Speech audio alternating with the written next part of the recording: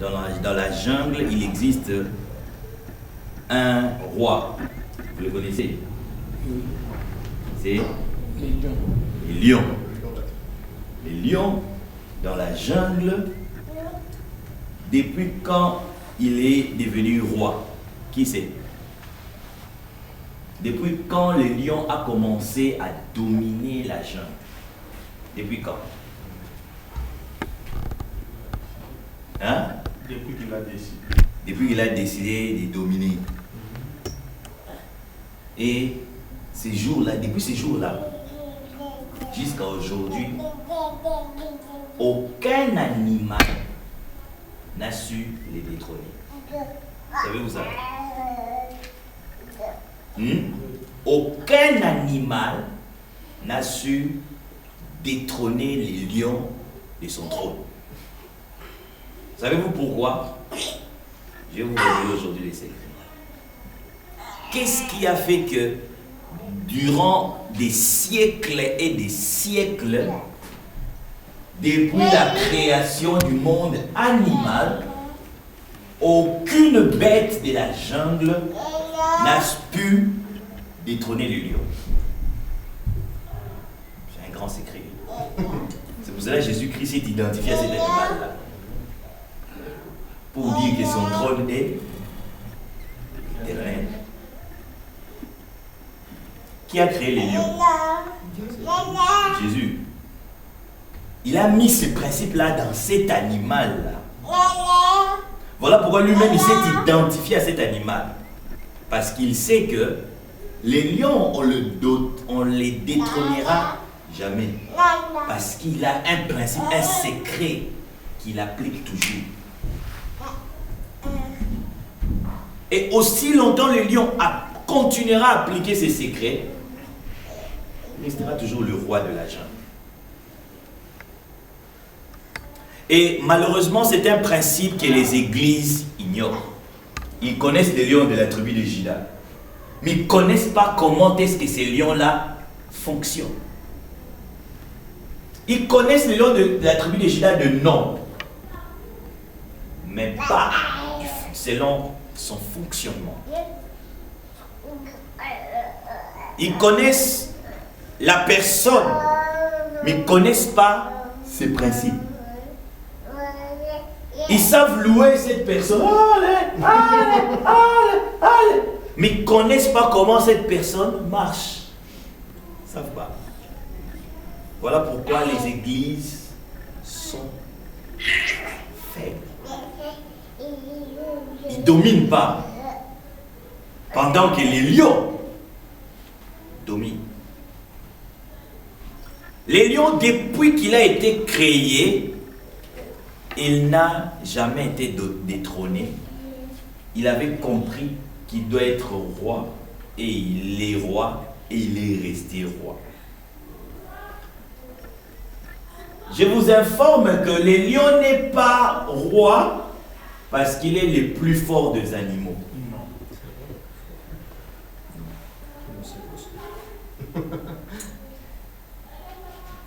Le lion n'est pas roi parce qu'il est le plus intelligent des animaux. Non. Il n'est pas leader dans la jungle parce qu'il est l'animal le plus gros.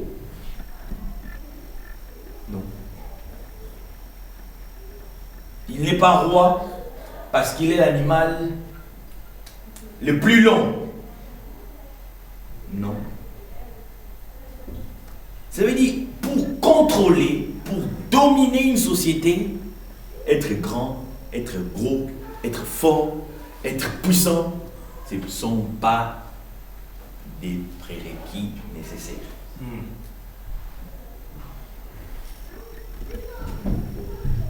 Les lions ont défié tout cela. Mais qu'est-ce qui fait que les lions, en dépit du manque d'intelligence, en dépit du manque de grandeur, du manque de longueur, mais ils dominent. Ils dominent le monde animal. Écoutez ces secrets. C'est parce que un lion lorsqu'il va à la chasse, il ne va jamais seul.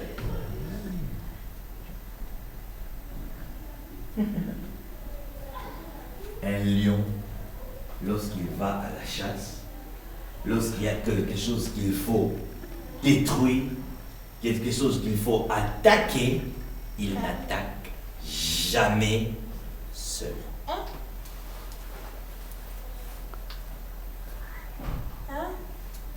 Il a compris le principe de l'art de travailler ensemble.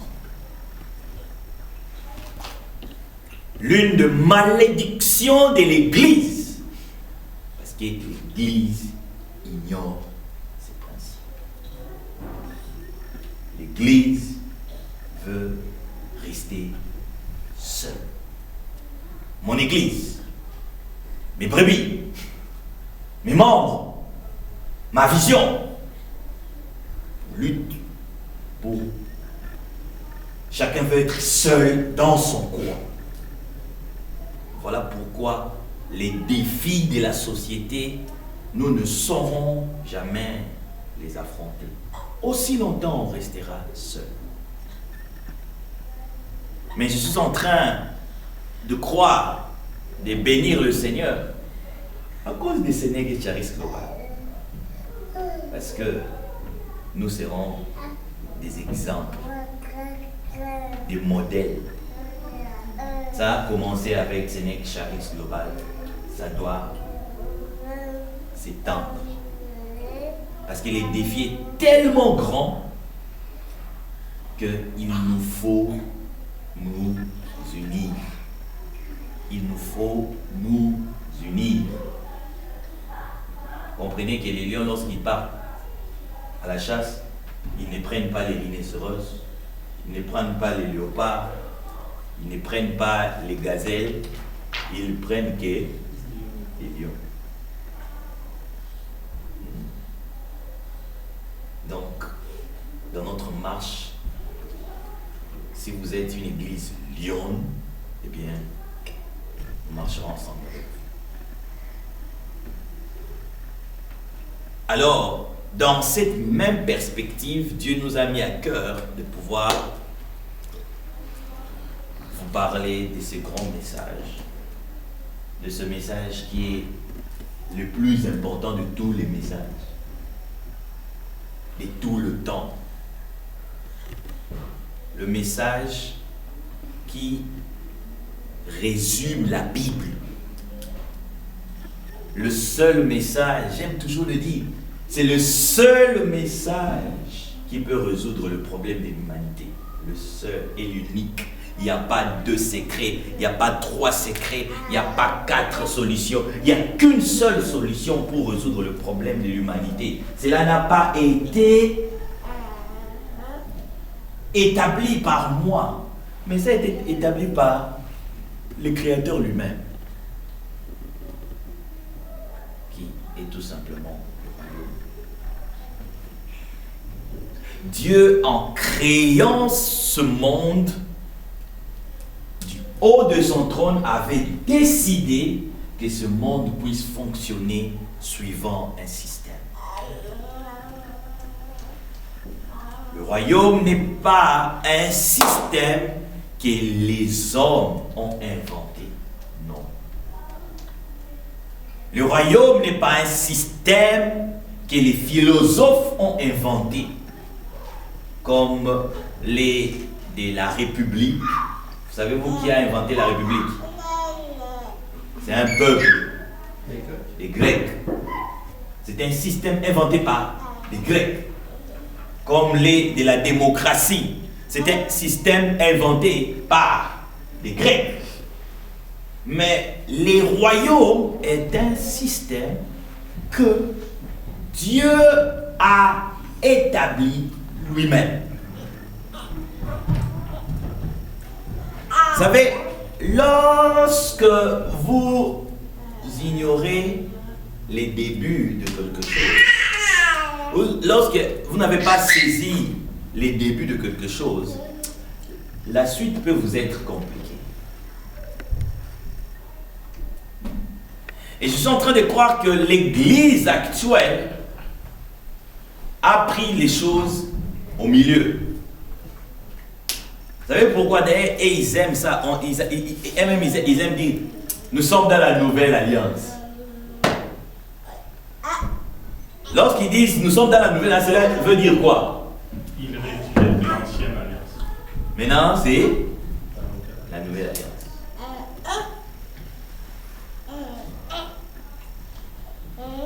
Le royaume ne fait pas partie de l'ancienne alliance, ni de la nouvelle alliance. Le royaume fait partie de l'alliance. Amen. Amen. Parce qu'avant l'ancienne alliance, avant la nouvelle alliance, il y avait une alliance. Il y avait une alliance. C'est pour ça que lorsque tu parles d'une nouvelle alliance, tu es dans autre chose. Vous savez, le monde, c'est pour ça que les chrétiens ne se rendent pas compte qu'ils sont dans la même stratégie que le monde. Vous savez, aujourd'hui, l'Europe est en train de travailler, l'Occident est en train de travailler sur ce qu'ils appellent le nouvel ordre. Hein? Le nouvel. Ils aiment le nouvel. Le nouvel, le nouveau. Et les chrétiens, ils travaillent sur la nouvelle alliance. Ils sont tous dans le nouveau. Dieu, du haut de son trône, n'a pas établi que le monde soit géré par quelque chose de nouveau. Non. Lorsque je parle du royaume, j'aime toujours commencer dès les débuts. Parce qu'au début, on peut savoir qu'est-ce que Dieu pensait. Lorsque nous saisissons les débuts, l'origine, nous pouvons maintenant savoir le parcours, c'est quoi.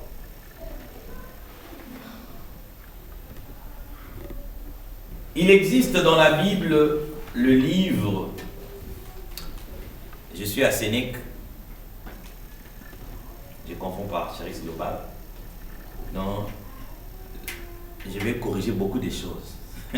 Amen. Il existe dans la Bible un livre qui est appelé le livre de la création. Vous connaissez ce livre? La Genèse.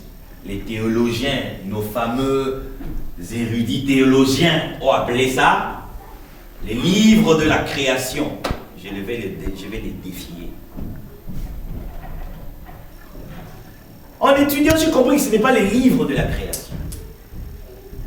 Ce n'est pas le livre de la création. Du reste, les écrits n'ont pas de titres. Les textes originaux n'ont pas de titres. Les textes originaux n'ont pas de chapitres. Les textes originaux n'ont pas de versets. Les titres que vous voyez lorsque vous ouvrez la Bible, là, vous voyez le chapitre A, nouvelle vision, tout ça. Ce sont cellules, ceux-là qui ont traduit, qui ont mis ces thèmes-là. Beaucoup d'elles se sont trompés. Si vous lisez les livres des Genèse, vous ne verrez jamais on met un titre là. Les livres de la création. Non. Pourquoi on appelle ça les livres de la création, mon frère? Parce que si on lit Genèse, c'est logique, non? C'est logique, non? C'est logique, non? Hein? Par rapport... Il a peur.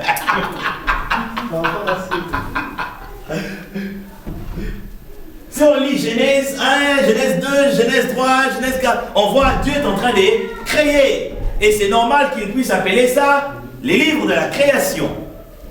Oui, parce que si tu lis sur les lignes, mais nous allons lire entre les lignes. Si tu lis entre les lignes, tu verras autre chose. Je n'aime pas dire que Genèse chapitre 1, verset 2, verset 3, verset 4. Puis Dieu dit, faisons ceci. Puis Dieu dit qui est ceci. Puis Dieu, je n'aime pas dire, j'ai compris que ce n'est pas la création. Ce n'est pas la création.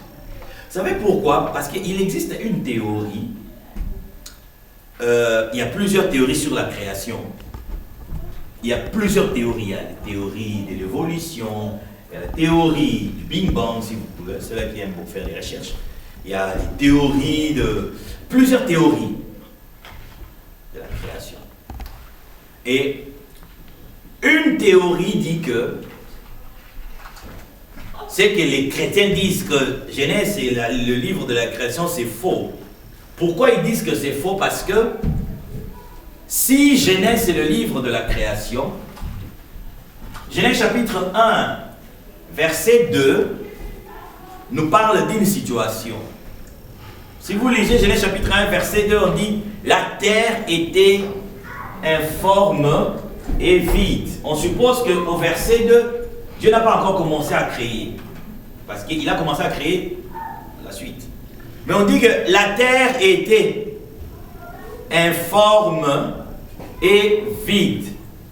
Il y avait les ténèbres à la surface de la Bible, de eaux, et l'esprit mouvait au-dessus des eaux.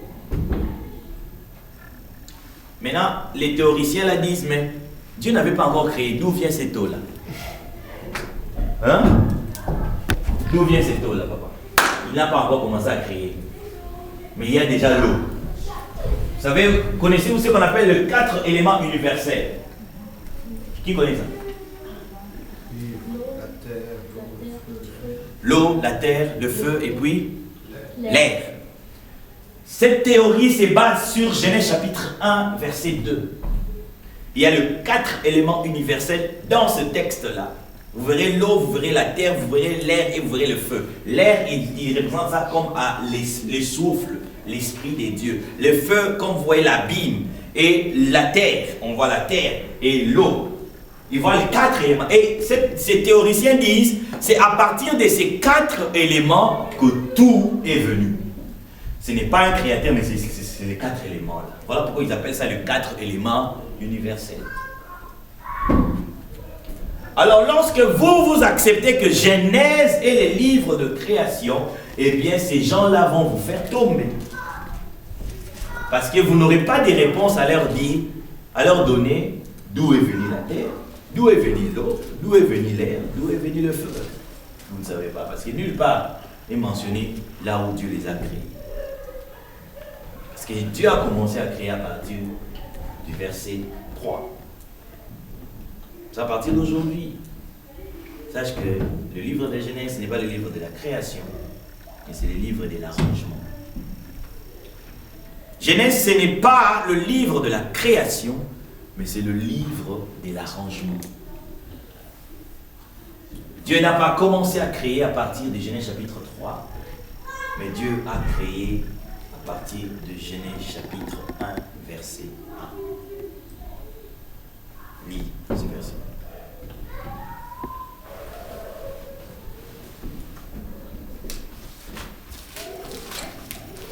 Genèse 1, 1. Genèse 1, verset 1. Au commencement, Dieu créa le ciel et la terre. Au commencement, qu'est-ce que Dieu a fait? Créer. Il crée quoi? Les cieux. Et il peut créer. Hein? C'est fini. La terre n'a pas été créée lorsque vous lisez maintenant. Puis Dieu dit. Puis Dieu dit. Puis Dieu dit. Puis Dieu dit. Non. La terre a été créée au verset 1er. Au commencement. C'est un petit texte avec 5 mots. Au commencement, Dieu créa les cieux et la terre. 5 mots, mais qui résument tout. J'aimerais que nous comprenions très bien ce texte parce que c'est très important. On dit au commencement. Le terme commencement là évoque une période, évoque le temps, évoque un moment. Au commencement, il y a eu un moment, il y a eu une période, il y a eu un temps où Dieu crée les cieux et il crée aussi la terre.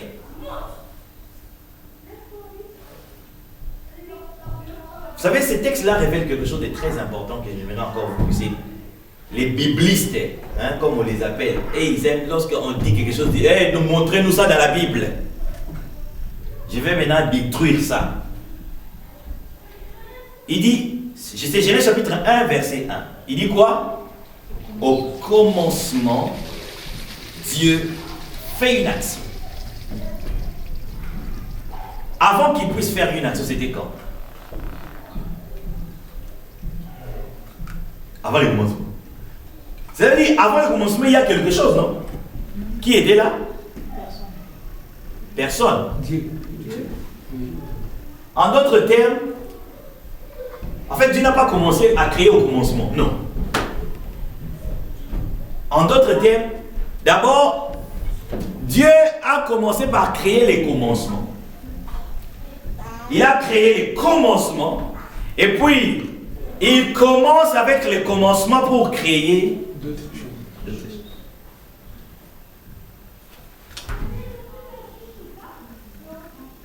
Au commencement, Dieu, il existe déjà.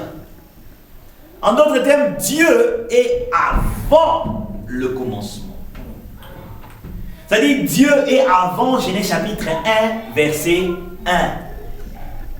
C'est-à-dire, si quelqu'un veut qu'on puisse les démontrer l'existence de Dieu dans la Bible, il se trompe. Parce que Dieu est en dehors de la Bible. Il est en dehors de la Bible. Genèse commence avec les commencements. Mais Dieu ne commence pas au commencement. C'est la création qui commence au commencement. Et c'est lui qui a commencé le commencement. La Bible étant quelque chose de la terre, il commence avec le commencement. Mais lui, il a commencé le commencement. Au commencement, il crée la terre. Mais avant le commencement, Dieu créa le commencement. Très important. Après avoir créé le commencement, il commence au commencement pour créer les cieux et la terre. Ça va, ça passe, hein? C'est simple. Très simple. Merci Saint-Esprit.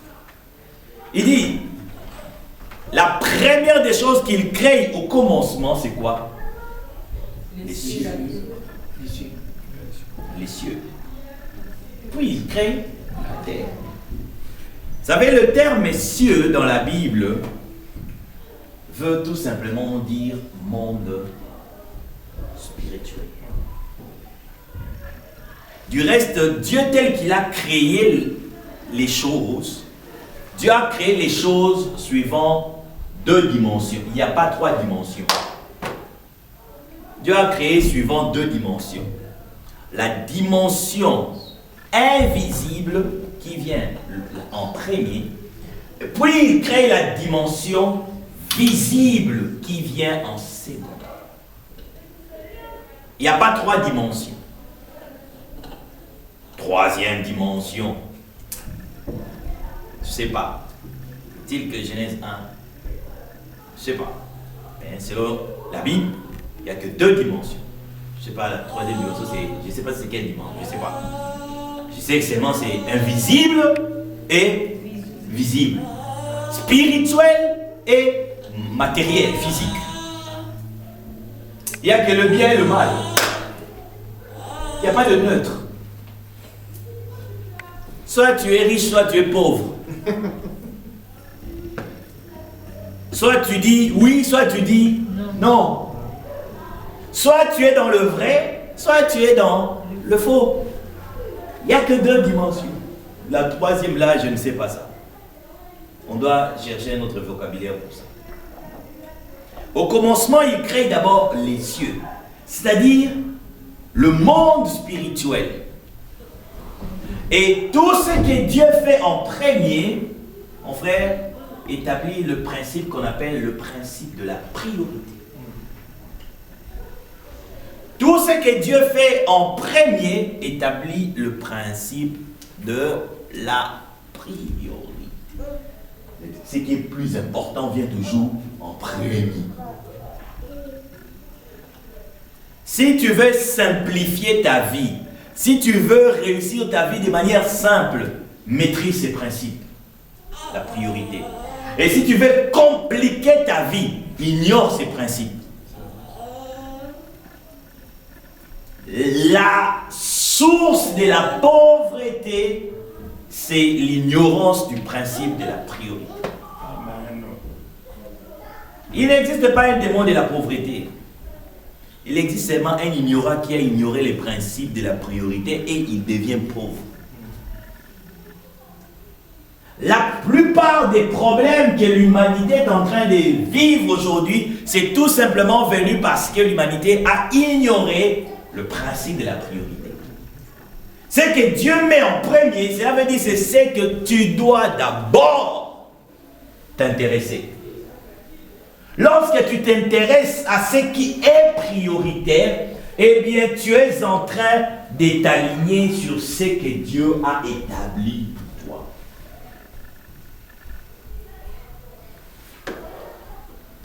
Vous savez, l'apôtre Paul dit dans Romains, il dit, lorsque vous aurez votre intelligence renouvelée, il y aura quelque chose que vous ferez.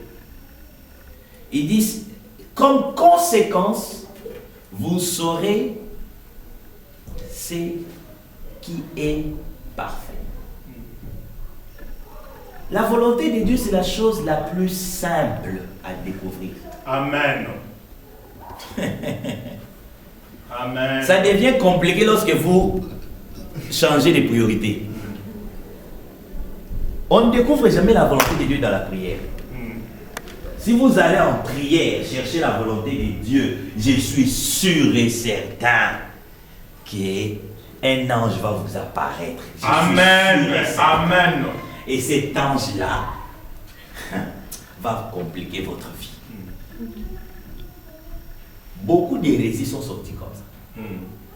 Il veut commencer le ministère, il part en prière. Ah, lorsque je vois des pasteurs témoigner, non, moi pour commencer ce ministère, je suis entré 40 jours en prière. Dieu m'a dit. J'ai dit, ce n'est pas Dieu, c'est un ange qui lui a parlé. Et cet ange-là figure parmi la catégorie des anges déchus. Il lui a dit des choses parce que c'est la stratégie du diable. Il aime donner des mensonges. Et vous croyez que c'est seulement Dieu qui parle? Le diable aussi parle. Il a aussi des anges qui viennent sur terre, qui parlent aussi. Ils ont parlé à beaucoup de serviteurs de Dieu. Lorsqu'ils entrent dans ces systèmes-là. Jésus n'était pas allé en jeûne de 40 jours pour aller chercher la puissance. Hein?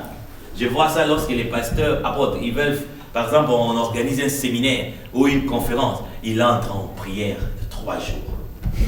Comme ça, il va sortir avec puissance. Jésus a fait des séminaires, des conférences, il n'entrait pas en prière. Il faisait ses prières quotidiennes normalement. Il a fait une fois, jeûne et prière de 40 jours. Ce n'était pas dans le but de chercher la puissance. C'est qu'on vous a prêché. Lorsque tu entres en jeûne et prière, Dieu va te donner l'onction. Non, Jésus n'est pas allé en jeûne et prière pour chercher l'onction. La Bible dit, Matthieu chapitre 4, l'Esprit l'amena au désert pour... Il était allé pour le test, pas pour recevoir l'onction. Les jeûnes, c'est pas pour l'onction. Non. Quel est ce père s'il veut vous donner l'onction? Il doit te laisser. Il est méchant. Il est méchant. Tu dois me demander. Et puis il te donne. Il est méchant, c'est vrai. Le jeûne, c'est une discipline personnelle. Ce n'est pas une discipline divine, mais une discipline personnelle. Je pars en jeûne et prière, je veux m'édifier personnellement. Je veux avoir la maîtrise de mon corps. Je veux assis, je tire mon corps. me discipliner par rapport aux exigences de la chair. Je veux me discipliner. C'est par rapport à cela que le jeûne est important. Pas pour avoir l'onction.